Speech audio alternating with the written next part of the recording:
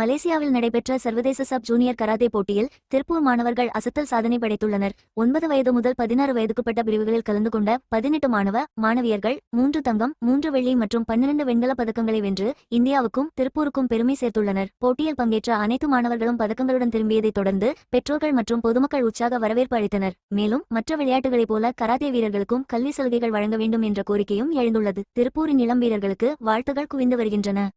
மலேசியால நடந்த இன்டர்நேஷனல் மேட்ச்ல நான் கலந்துக்கிட்டேன். இந்தியாவிலிருந்து 80 பேர் போனாங்க. எங்க டீம்ல 18 பேர் போய் 18 பேர் ஜெயிச்சிட்டாங்க. அதுல 3 கோல்டு, 3 சில்வர், 12 பிரான்ஸ். எங்களுக்கு ஃபுல் சப்போர்ட் கொடுத்த எங்க ஷிகான் கௌதம் சாரும் எங்க ஷிகான் குமார் சாருக்கும் மிக பெரிய நன்றி. எங்களுக்கு சிஎம் பார்க்குற வாய்ப்பு கொடுக்குமாறு தெரிவித்துக் கொள்கிறோம். இந்த சர்டிஃபிகேட்டும் மெடலும் சிஎம் கொடுத்தால் நல்லா இருக்கும். தேங்க்யூ.